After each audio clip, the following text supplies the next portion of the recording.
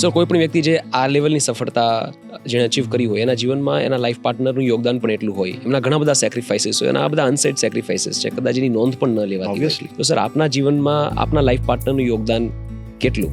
મારા કરતાં 10 ગણું. એને એના જીવનનું મોટા ભાગની વસ્તુ જતી કરી તો જ આ સફળતા કે આ કામગીરી રાત દિવસ હું કરી શકું છું. રાઈટ. અને હું એવું માનું છું કે હું તો દીકરો છું અને હું મારા પિતાની સેવા કરી. મારી પત્નીએ તો વહુ તરીકે મારા માતા પિતા, મારું પરિવાર, આ બધા જ લોકોને એને એના જીવનમાં જેટલું થઈ શકે એટલું વધુમાં વધુ સમય એ મારા પિતાની સેવાની વાત હોય કે મધરની ચિંતા હોય કે મારી બહેનોની વાત, એ બધામાં જ ખૂબ યોગદાન આપ્યું. સાથે સાથે બાળકોનું, સાથે સાથે બીજી વ્યવસ્થાઓ.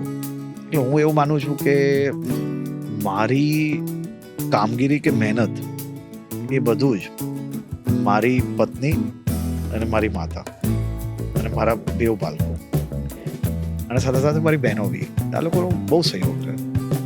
અચ્છા, એ લોકો ક્યારે બી કોઈ કમ્પ્લેન્ટ્સ જ નથી એમની લાઈફ. તમામ પુરુષો છે જે લોકો પોતે એવું માને છે કે મારી પત્ની તો એ શું કરે છે, તો માત્ર ઘર સંભાળવાનું છે, મારે તો બિઝનેસ સંભાળવાનો છે, બીજું બધું આટલું સંભાળવાનું, સમાજને સંભાળવાનું છે.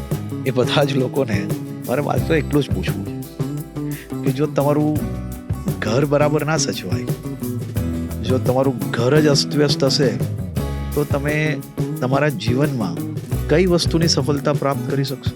જો તમે તમારા ઘરની જ વ્યવસ્થાઓની અંદર વ્યસ્ત રહેવું પડશે તો તમે બહાર જઈને જે તમે મોટા મોટા બાંગાઓ ફૂંકો છો એમાંની કઈ વસ્તુ આપ સફળ કરી શકશો, કઈ રીતે સફળતા પ્રાપ્ત કરી શકશો?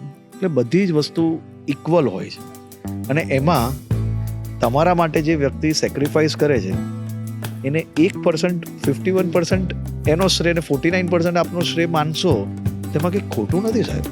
બહુ સાચી વાત છે. અને સેક્રિફાઈસીસના ક્યારેક ઉલ્લેખ પણ મોટા ભાગે ઉલ્લેખ ન થતા હોય. જ્યારે કોઈ પણ પરિવારના સફળતાની વાત થતી હોય ત્યારે જે મુખ્ય વ્યક્તિ હોય, જે સમાજની સામે હોય, એની સફળતાની વાત થતી હોય, પણ ખરેખર આખા પરિવારની સફળતા બધા યોગદાન આપે. એક વ્યાખ્યા છે ને, પેલું તમે જે સ્ટેજ પર જે સ્ટેજ પ્લે કરતું હોય, હા, એ ફિલ્મ હોય તો કલાકારની આપણે બધા જ વાહ. યસ.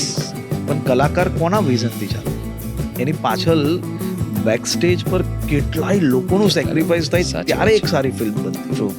એવું જ છે આમાં બી.